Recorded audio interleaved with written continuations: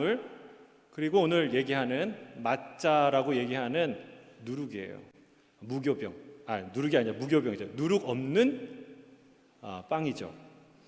이 무교병은 이스트를 쓰지 않는 빵입니다. 아무런 맛도 안 나요. 납작하고 바삭한 비스켓 같은 그런 빵입니다. 이것은 그 맛처럼 건조하고 딱딱한 애굽에서의 고난의 시대를, 그 시간을 기억하라는 그런 메시지가 담겨 있어요. 또한 그 애굽에서 나올 때 시간이 없어서 이스트를 넣어서 그 반죽 덩어리를 발효시킬 수 없는 그런 상황에서 급히 나온 그 출애굽 사건, 구원의 사건을 기억하게 합니다. 또한 오늘 본문에 나오듯이 이 무교병은 영적으로 어떤 뜻이 있냐? 순전함과 진실함을 의미하고 있습니다. 아무것도 넣지 않는 깨끗함을 상징합니다. 예수님이 유월절의 마지막 만찬에서 뭐라고 얘기하십니까?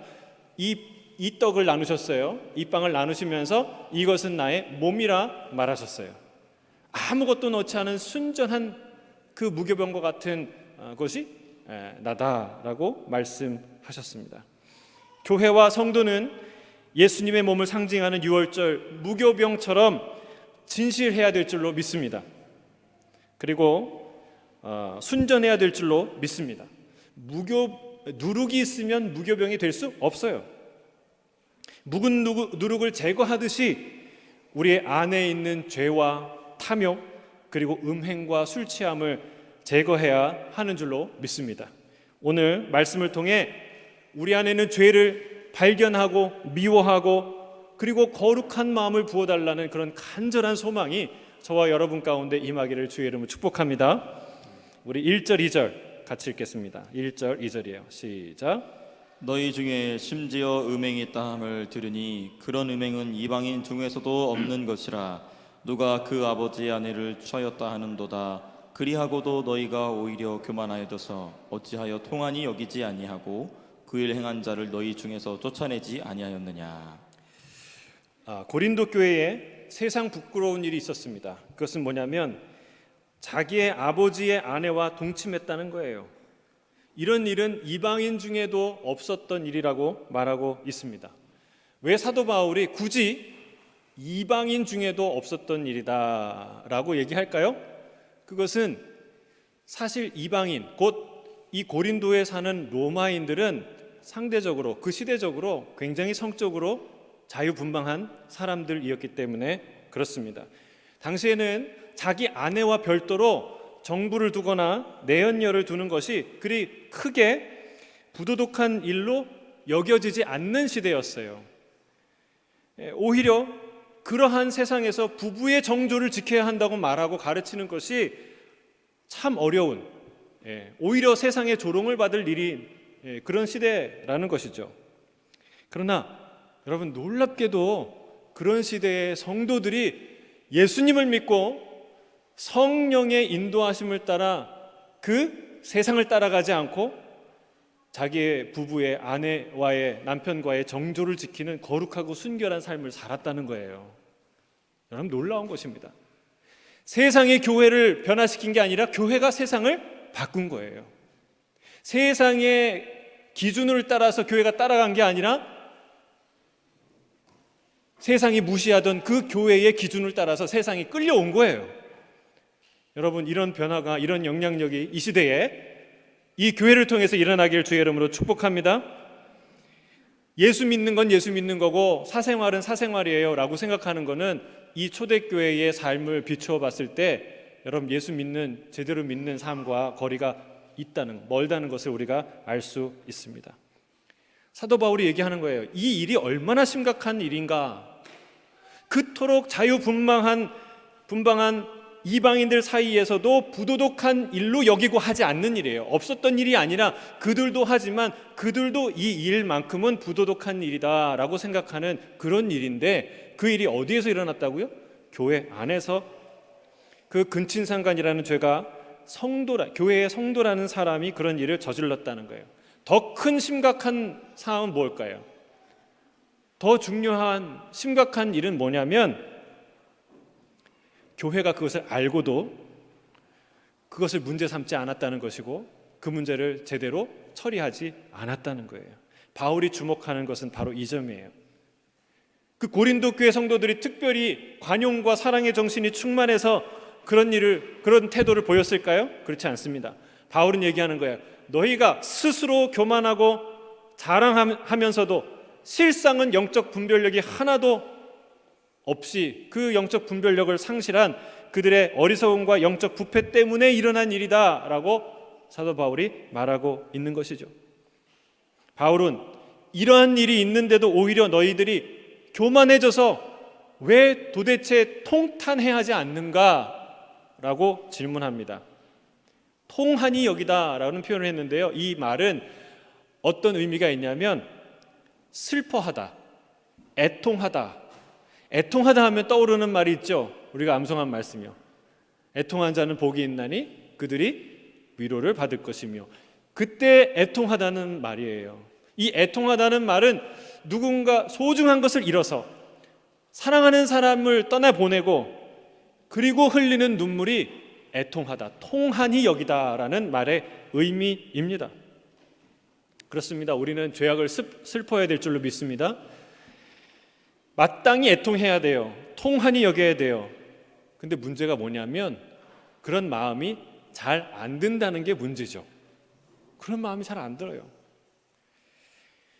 죄를 슬퍼한다면 죄를 멀리 하겠죠. 하지만 그들은 아무 문제가 없는 것처럼, 혹시 있어도 문제가 되지 않는 것처럼 지내고 있습니다. 죄를 사랑하니까 그러는 거예요.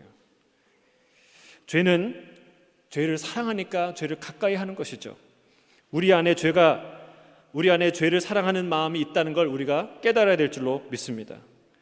우리는 죄의 심각성을 잘 모릅니다. 안다고 하지만 잘 몰라요. 왜 그렇게까지 말하고 왜 그렇게까지 해야 되는지 이해하지 못합니다. 성경을 읽어보세요. 처음부터 끝까지 죄에 대한 경고예요. 이게 나이가 어릴수록 뭔가 심각한 얘기를 하면 잘 못 알아듣잖아요. 여러분, 우리 아이들에게 이제 마스크를 씌우는 게 모임할 때 어려워요. 학교에서도 그게 어려워서 애들 마스크 못 씌워요. 애들을 코비드 19이 뭔지 설명을 해줘도 아이들이 알다가도 몰라요. 그냥 다 까먹어요. 이런 귀찮은 거 왜 하나? 왜요? 아이니까. 성숙하다는 건 무엇입니까? 그 심각성을 아는 게 성숙성이에요. 저는 저와 여러분 가운데 이 죄의 심각성을 명확하고 분명하게 이해하고 아는 그런 성도들이 다 되시길 주의 이름 축복합니다. 우리는 우리의 처지를 몰라요. 하나님께서는 예레미야를 통해서 이렇게 탄식합니다. 예레미야 17장 9절이에요. 함께 읽겠습니다. 시작. 만물보다 거짓되고 심히 부패한 것은 마음이라 누가 등이 이를 알리오마는.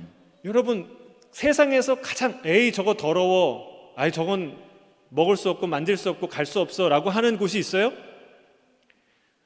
쓰레기 매립장에 캄보디아 가니까 그런 데가 있더라고요. 근데 거기에 빠지신 분도 있지만, 여러분, 근데 그거보다 더 들어온 게 뭐냐면 사실은 저와 여러분의 마음이라는 거예요. 이걸 누가 모른다는 거예요. 그렇게 심각하게 부패되어 있는 우리의 마음의 상태를 제대로 아는 사람이 없다는 거예요. 예레미야 4장 22절 읽겠습니다. 시작. 내 백성은 나를 알지 못하는 어리석은 자요 지각이 없는 미련한 자식이라. 악을 행하기에는 지각이 있으나 선을 행하기에는 무지하도다. 뭐가 없다고요? 지각이 없다. 감각이 없는 거예요. 이게 감각이 없는 사람은 뭔가를 자꾸 실수하잖아요. 그 부분에 대해서. 모르니까. 근데 뭐라고 얘기해요? 어떤 지각과 감각이 없는데 악을 행할 때는 기가 막히게 해요. 어떻게 하고 어떻게 속여야 되고 어떻게 골탕을 먹여야 되는지 어떻게 해야 되는지 잘 알아요. 근데 저 사람을 사랑하려고 하니까 어떻게 해야 되지? 선을 행하려고 하니까, 하나님께 나아가려고 하니까 어떻게 해야 되지? 몰라요. 그런 지각 자체가 우리에게 없다라고 성경은 말하고 있습니다. 이게 우리의 상태라는 것이죠. 지각이 없다는 겁니다. 무엇이 선이고 무엇이 악인지 모릅니다. 왜 모를까요? 영적 시력이 어둡기 때문에 그렇습니다. 2.0의 눈으로 보는 것과 0.2의 눈으로 보는 것은 같을까요? 다를까요? 전혀 다르죠. 둘 다 본다고 할 수 있어요. 그러나 보는 차원이 다릅니다. 흑백 브라운관 TV로 영화를 보는 것과 QLED 울트라 HD 8K TV를 8K 요즘 많이 4K가 보급이 되는데 8K 그 총천연색으로 TV 보는 거랑 차원이 같아요, 달라요? 다르다는 것이죠.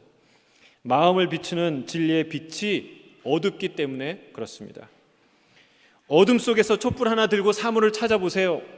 그것과 대명천지의 밝은 정오의 태양 아래에서 바라보는 사물은 전혀 다르게 보이는 것이죠. 흐릿한 내 기준으로 보니까 다 거기가 거긴 겁니다. 다 똑같아 보여요. 별반 다르지 않아 보여요. 근데 우리는 어떻게 우리의 죄의 실체를 볼 수 있습니까? 하나님의 정미한 말씀 앞에 서야 비로소 우리의 죄의 실체를 발견할 수 있다는 거예요. 우리가 암송한 말씀처럼 시편 19편 뭐라고 얘기합니까? 주의 말씀은 순결하여 우리의 눈을 밝게 하시는도다. 히브리서 4장 12절 뭐라고 얘기합니까? 하나님의 말씀은 살았고 운동력이 있어 좌우의 날선 그 어떤 검보다도 예리하여 혼과 영과 및 관절과 골수를 찔러 쪼개기까지 하며 또 그 마음의 생각을 드러낸다고 말씀합니다. 여러분, 우리는 우리의 분별력으로 우리의 죄가 안 보여요.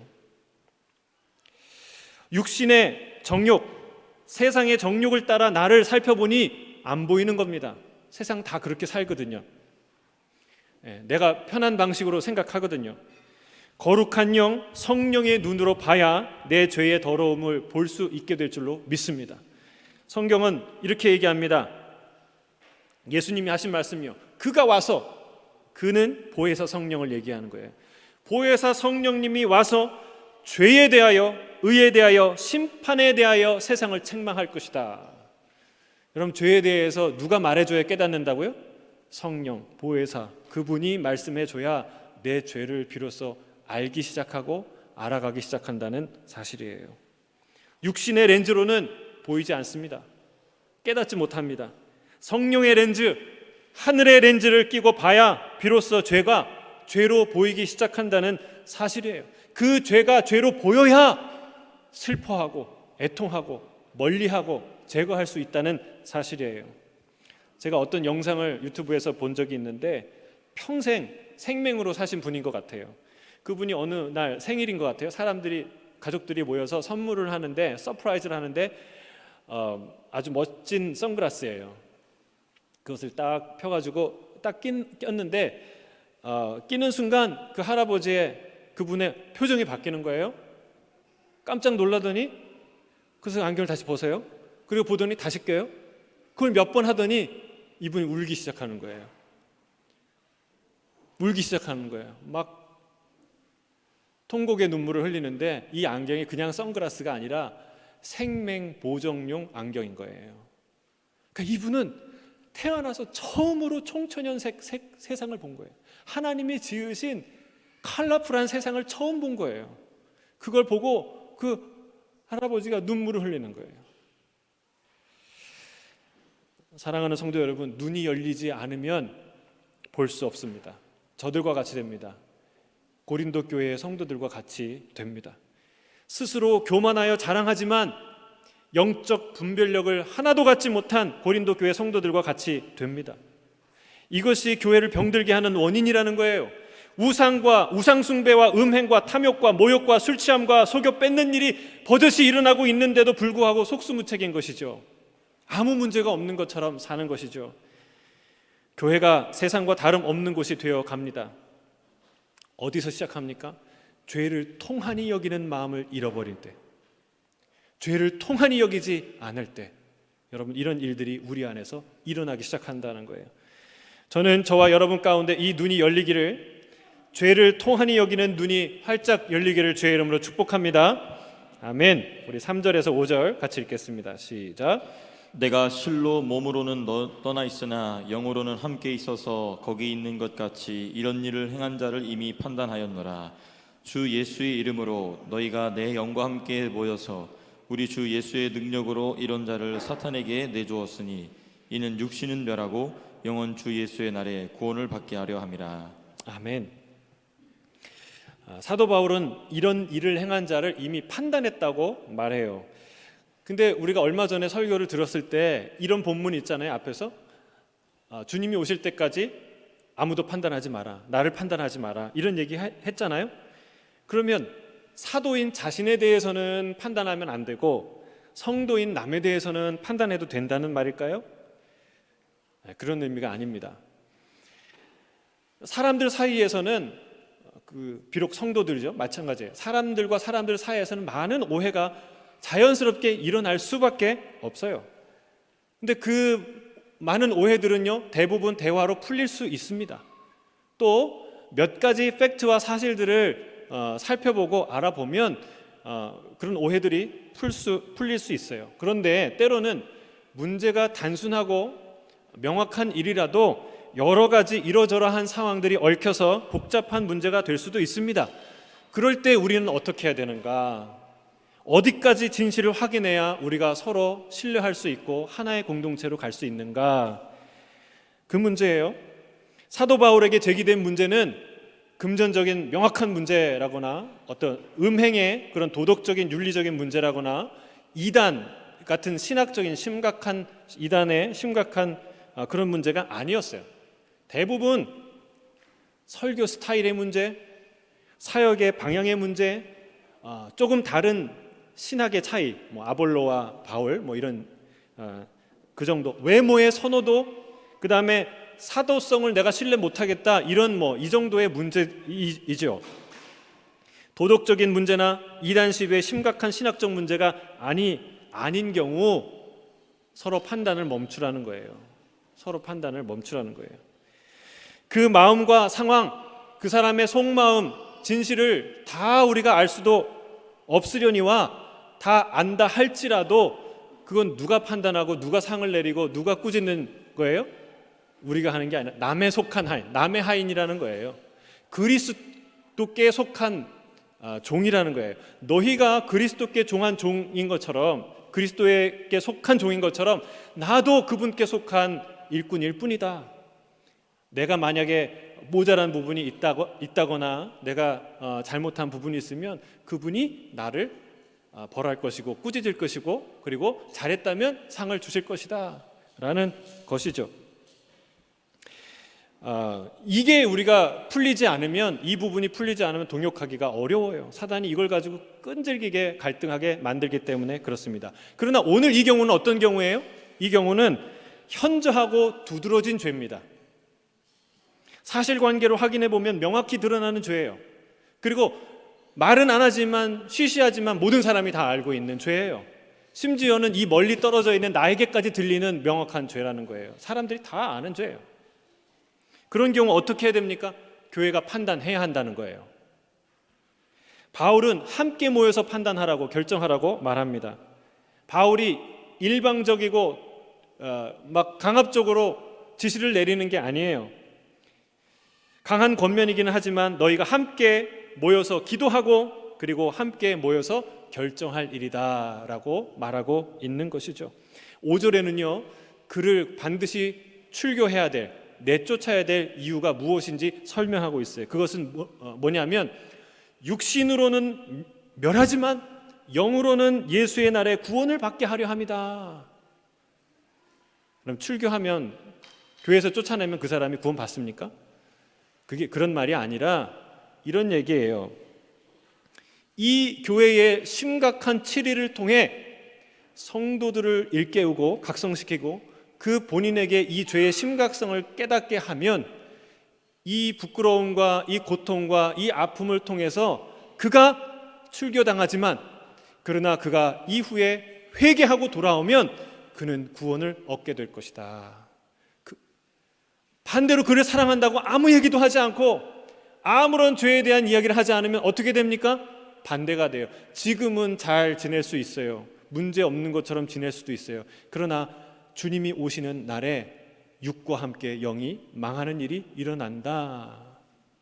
그렇게 해서는 안 돼요. 그렇게 하면 교회도 망하고 그 영혼도 망하기 때문에 그렇게 해서는 안 된다라고 말하는 것이죠. 6절에 그 얘기를 하고 있습니다. 6절에서 8절 같이 읽겠습니다. 6절에서 8절 시작. 너희가 자랑하는 것이 옳지 아니하도다. 적은 누룩이 온 덩어리에 퍼지는 것을 알지 못하느냐. 너희는 누룩 없는 자인데 새 덩어리가 되기 위하여 묵은 누룩을 내버리라. 우리의 유월절 양 곧 그리스도께서 희생되셨느니라. 이러므로 우리가 명절을 지키되 묵은 누룩으로도 말고 악하고 악의에 찬 누룩으로도 말고 누룩 없이 오직 순전함과 진실함의 떡으로 하자. 아멘. 바울은 너희가 이런 일들이 일어나고 있음에도 불구하고 제대로 분별하지 못하고 통한히 여기지 아니하고 지혜롭게 처리도 못하고 오히려 스스로 교만하고 높아져서 자랑하는 태도를 보이는 거 옳지 않다라고 말합니다. 이게 얼마나 위험한지 누룩을 빗대어 얘기를 합니다. 예수님도 누룩에 대한 경고를 하셨어요. 바리새인의 누룩을 주의하라 말씀하셨죠. 바울은 이 죄가 공동체 내에서 어떻게 치명적으로 급속히 펴지는지에 대한 이야기를 하는 거예요. 누룩은 아주 작은 양을, 소량을 집어넣습니다.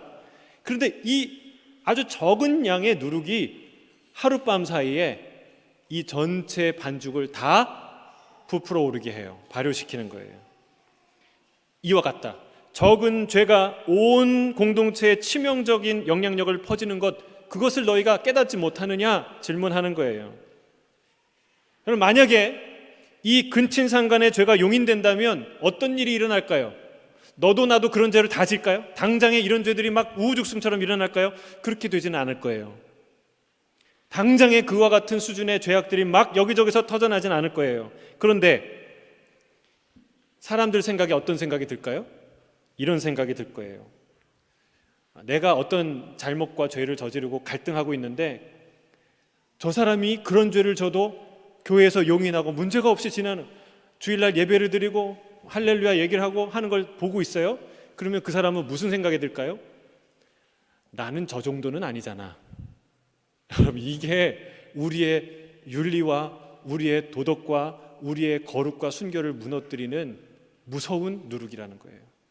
나는 저 정도는 아니잖아. 그 죄에 비하면 이거는 애들 장난치는 거잖아.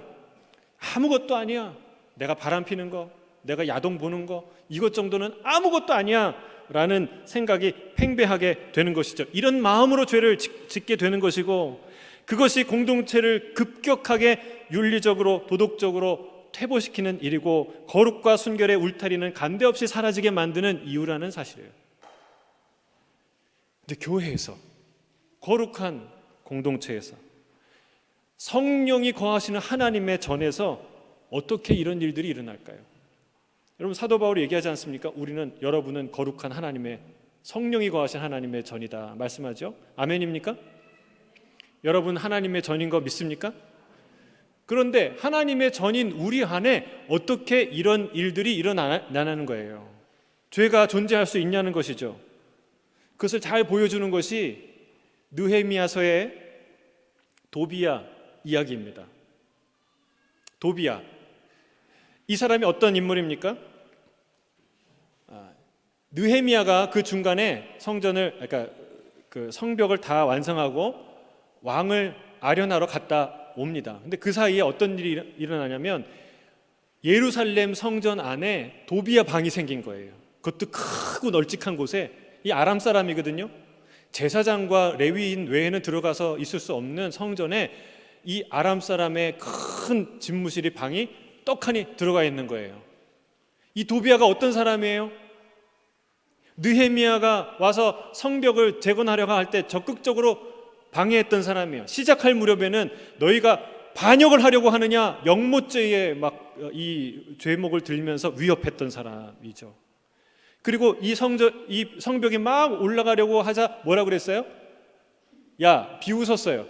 여우가 올라가도 무너질 성벽을 짓고 있냐? 한심하다. 이렇게 비웃었어요. 또 성벽이 다 완성이 돼가지고 성문을 달려고 할 때 편지를 보냅니다. 편지를 보내서 어디서 모처에서 만나자. 느헤미야가 지혜로운 사람이라서 안 갔어요. 느헤미야는요, 이런 그 2부, 3부 리그에서 노는 사람이 아니라 1부 리그에서 놀았던 예? 수산성에서 수많은 정치적인 여러 가지 일들이 오가는 걸 다 보고 왕 곁에서 왕을 보좌했던 그런 사람이에요. 딱 알아챘죠. 아, 얘가 이 편지로 나를 유인해서 제거하려고 하는구나. 안 갔어요. 그러니까 그런 모략을 꾸몄던 사람이 이 도비아예요. 근데 이 도비아가 어떻게 예루살렘에, 그것도 성전에, 그것도 큰 방을 떡하니 차지할 수 있었을까요? 도비아가 결혼을 했어요. 누구랑 결혼합니까? 유대인의 귀족과 결혼했어요. 그리고 자기 아들도 그 유력한 귀족과 결혼시켰어요. 그러니까 이 혈연 관계를 맺어서 제사장 엘리야십의 도움으로 방을 얻은 거예요. 여러분, 우상이 이렇게 들어옵니다. 죄가 이렇게 우리 안에 들어와요. 요시야 개혁을 한번 보세요. 그 우상이 어디 있냐면 예루살렘 근처에 있는 게 아니라 예루살렘 안에, 예루살렘 안에 거리에 있는 게 아니라 성전 안에. 열왕기하를 읽어보세요. 거기에서 요시야 개혁할 때 막 우상 섬기는 기구들, 우상 섬기는 제사장들, 그리고 그 우상 형상들 다 내다가 버리는데 그 이야기가 계속 나와요. 어디서? 예루살렘 성전에서. 거기 무슨 누구의 다락방에서 나오고 어디에서 나오고 끝도 없이 나와요. 여러분, 나하고 친하니까, 내 편이니까 허락하게 되는 거예요. 죄는 그렇게 친근한 얼굴로 다가옵니다. 죄의 얼굴의 모습은요, 사랑스러워요. 혐오스럽지 않습니다. 혐오스러운 모습이면 절대로 우리가 그걸 안 해요. 근데 죄는요, 항상 그렇게 친근하게 다가와요. 그리고 나서 서로 떼어지기 힘든 관계를 형성합니다. 느헤미야와 함께 종교개혁을 이끌었던 에스라가 했던 가장 고통스러운 결정이 무엇입니까? 이방인과 결혼했던 그 가족에게 그 이방인 여인을 돌려보내라고 요구했을 때예요. 여러분, 이게 얼마나 고통스러운 일이겠어요. 결혼을 해서 애 낳고 사는데, 그런데 그 여인을 돌려보내라는 거예요. 이 일은 하나의 상징입니다. 어떤 상징입니까? 죄를 끊어내는 고통의 결단이 우리 각자에게 필요하다. 죄를 끊어내는 것은 그렇게 고통스럽다라는 것을 우리에게 알려주고 있습니다. 죄는 아프더라도 끊어내야 될 줄로 믿습니다. 사도 바울은 묵은 누룩을 내버리라 말하고 있어요. 세상에서 괜찮다 하는 죄 있어요. 그거 죄 아니야, 괜찮아.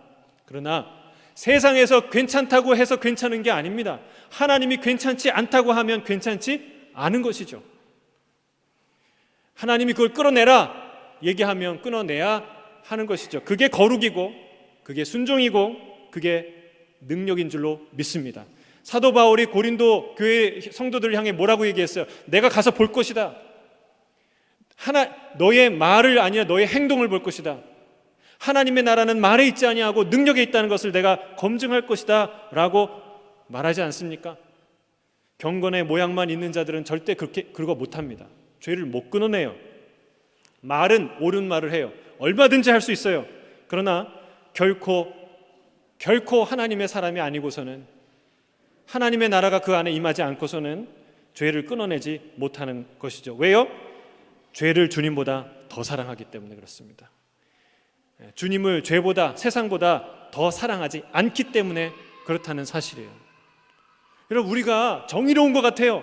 누구를 비난하고 저 사람 막 도덕적으로 윤리적으로 추한 죄를 지었어요. 그 사람을 비난하면, 비난하는 사람은 성결하고 도덕적이기 때문에 비난할까요?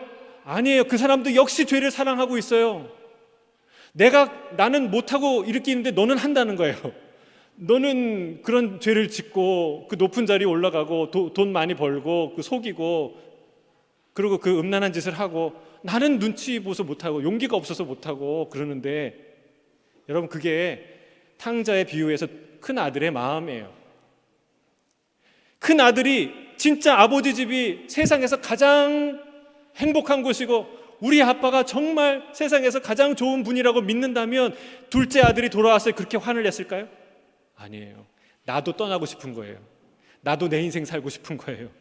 나도 이 집 지긋지긋해서 떠나고 싶은데 못 떠나고 있는데 너는 갔다 와갖고 그 기회도 다 탕진하고 이 아버지의 축복을 또 받냐? 양심이나 있어라. 이렇게 생각하는 거예요. 여러분, 우리 안에 막 정죄하는 것 같고 정의감으로 뭔가를 얘기하는 것 같지만 사실은 깊이 들어보세요. 성령의 눈으로, 진리의 눈으로 보세요. 우리가 세상을 얼마나 사랑하는지, 얼마나 음욕을 사랑하는지, 세상의 부를 얼마나 부러워하는지, 여러분 그걸 정확하게 봐야 한다는 거예요. 성령이 아니고서는, 진리의 영이 아니고서는 우리가 그것을 분별할 수 없다는 거예요. 우리는 죄의 파괴력을 잘 모릅니다. 세상은 질병 무서운 건 알아요. 그러나 죄 무서운 건 모릅니다. 담대해서가 아니라 무지해서 그렇습니다. 진짜 무서운 것은 겉보기와 다릅니다. 겉보기에는 흉악한 거 있어요. 무서운 거 있어요. 근데 알고 보면 별로 안 무서운 게 있어요. 반대로 겉보기에는 아무것도 아닌 것 같은데 진짜 무서운 게 있어요. 여러분, 옛날에 우리 회충약 막 주고 그랬잖아요. 회충, 십이지장충, 민총충, 갈고리촌충 막 이렇게 했잖아요. 그 시간에 생물 시간이니까 배웠는데 뭐 이젠 거의 없죠. 외형상 보면 그게 얼마나 끔찍해요. 그게 우리 몸에 있다고 생각하면 끔찍하잖아요. 그렇죠? 막 토가 나올 것 같고. 그런데 그거 아세요? 기생충은요 절대로 숙주를 죽이지 않는데요. 기생충은 절대로 숙주를 죽이지 않아요. 그러니까 우리가 그것 때문에 죽는 거 아니에요. 근데 진짜 무서운 건 뭐예요? 이 코로나 바이러스 같은 거예요. 코로나 바이러스를 확대해서 딱 보면요 무슨 꽃 같아요. 무슨 장난감 같아요. 그렇죠? 그걸로 봐서는 아무것도 위협감을 못 느껴요.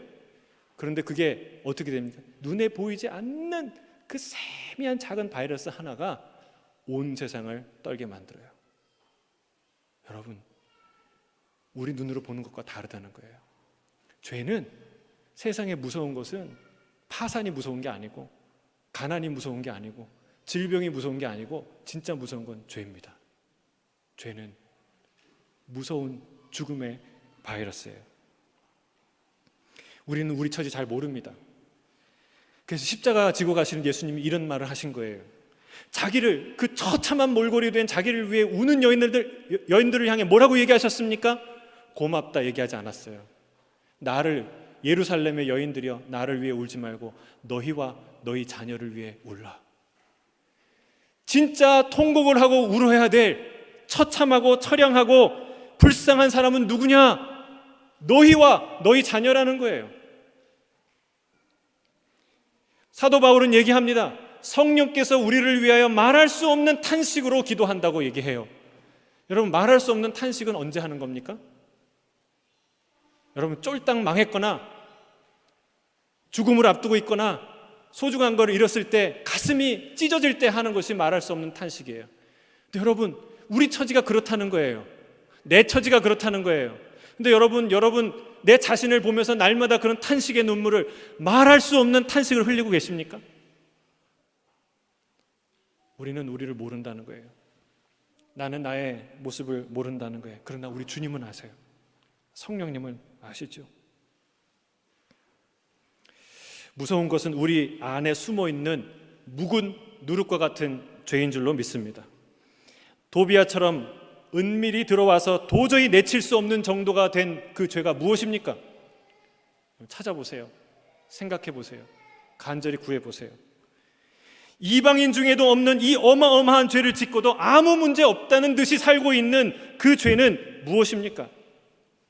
마땅히 통 한의 눈물을 흘려야 됨에도 불구하고 아직도 무감각한 죄는 무엇입니까? 소돔과 고모라처럼 세상에 만연한 죄, 너무나 많아서 그걸 죄라고 말하지 않고 문화라고 말하는 죄, 시대정신이나 자유 혹은 인권이라고 말하는 그 죄가 무엇입니까? 여러분, 세상이 두렵습니까? 아니면 진실로 하나님이 두렵습니까?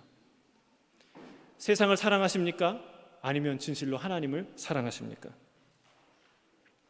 성령의 능력으로 우리 안에 있는 누룩과 같은 죄를 벗어버리고 잘라버리고 내어버리고 순전함과 진실함으로 나아가는 저와 여러분이 되길 주의 이름으로 축복합니다.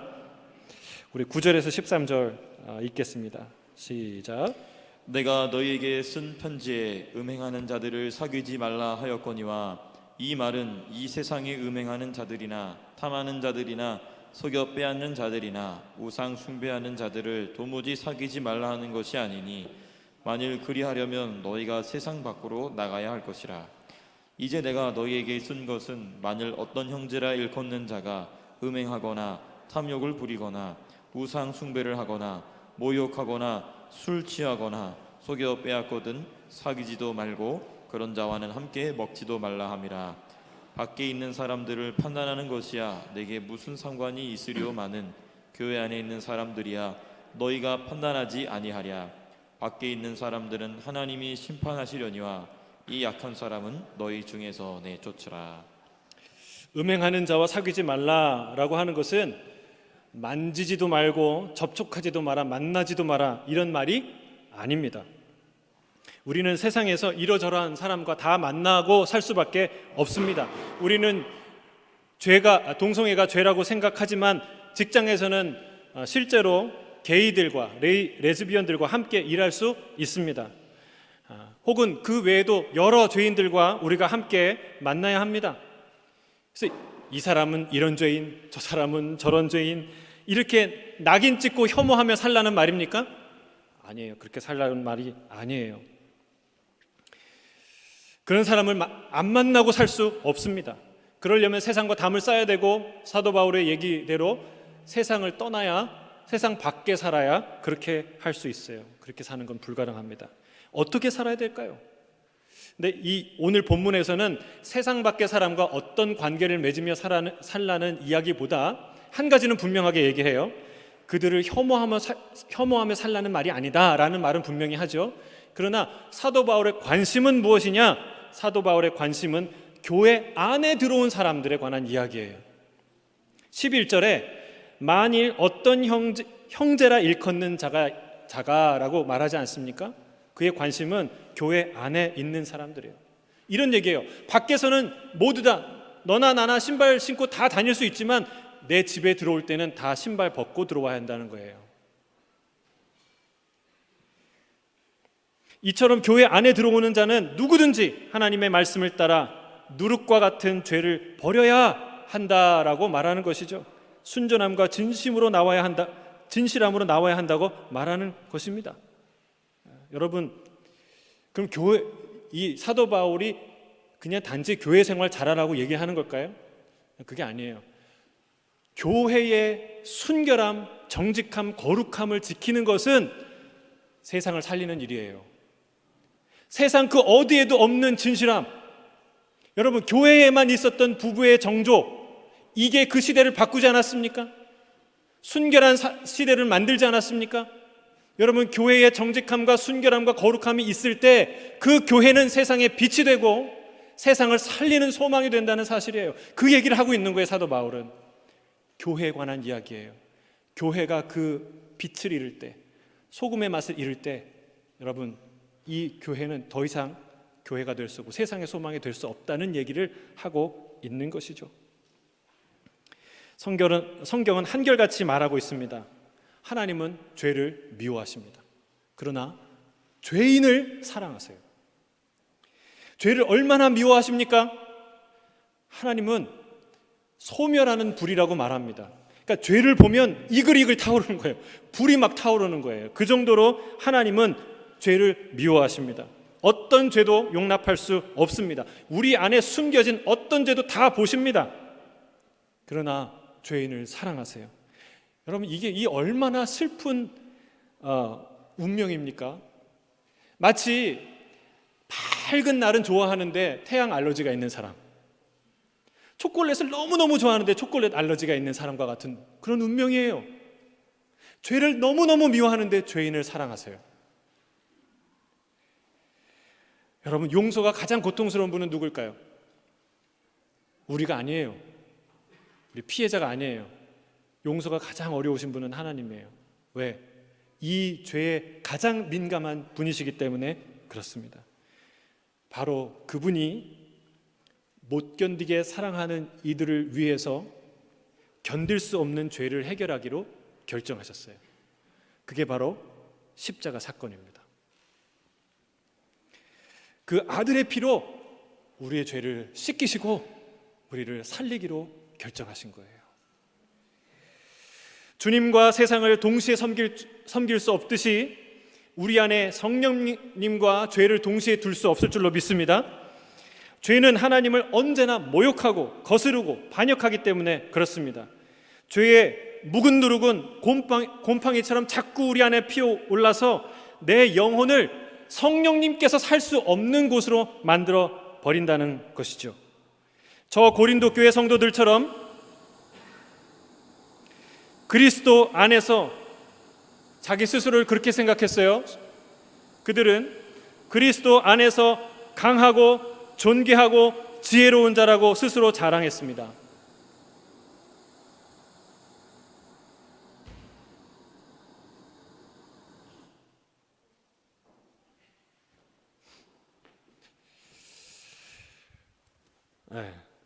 그들은 스스로를 자랑했어요. 그렇게 여겼어요. 그러나 이 세상 부끄러운 죄 하나 잘라내지 못하고 분별하지 못하는 어리석음을 갖고 있었습니다. 도비아의 방처럼 숨어 들어왔지만 버젓이 있는 죄, 묵은 누룩처럼 번져가는 죄, 이런 죄를 내 안에서 잘라내기를 원합니다. 여러분, 저를 따라하겠습니다. 그거 없이도 삽니다. 그거 없어야 삽니다. 그게 무엇인지, 내 안에 있는 묵은 누룩은 무엇인지 생각해 보세요. 우리를 정결케 하는 방법은 오직 이 한 길입니다. 십자가 앞으로 나오십시오. 소멸하는 성령의 불을 구하십시오. 혹시 저와 여러분 중에 음행이 있습니까? 야동을 습관적으로 보시는 분 있습니까? 이 정도는 아무것도 아니야 이렇게 생각하시는 분이 있습니까? 혹시 여러분 중에 이 인터넷으로 영상을 보시는 분들 중에 부적절한 관계를 갖고 계신 분들 계십니까? 혹은 그런 관계와 계획을 가지려고 갖고 있는데 숨기고 계신 분이 있습니까? 우상 숭배가 있습니까? 하나님보다 더 사랑하는 거 있습니까? 하나님보다 자녀를 더 사랑하고 돈을 더 사랑하고 성공을 더 사랑하고 그게 예배보다 더 중요하고, 여러분 그런 마음으로 주님 섬기지 않습니까? 혹시 의도적으로 사람들에게 심한 모욕을 주는 사람들이 있습니까? 속여 빼앗는 일, 사기치는 일, 이런 일들을 하고 계신 분이 계십니까? 사람들은 모를 수 있어요. 그러나 하나님은 아십니다. 바울은 과감하게 교회에서 내쫓으라고 말합니다. 그래야 교회도 살고 그 사람도 살기 때문에 그렇습니다. 그런 뼈아픈 고통을 통해 통렬한 회개에 이를 수 있기 때문에 그렇습니다. 그런 회개가 일어나야 몸은 죽어도 영은 구원 얻는 일이 일어나기 때문에 그렇습니다. 말씀을 맺습니다. 우리 안에 숨어있는 묵은 누룩과 같은 모든 죄, 도비아처럼 은근슬쩍 들어와서 또아리를 틀고 나가지 않는 죄, 안 나가려고 끝까지 버티는 죄, 그런 죄가 다 드러나게 되길 주의 이름으로 축복합니다. 성령의 능력을 힘입어 그리스도의 십자가의 보혈로 깨끗이 씻겨 나가 정결함을 얻는 저와 여러분의 가정, 그리고 예수 따라가는 교회 공동체 되길 주의 이름으로 축복합니다. 기도하겠습니다. 사랑하는 주님,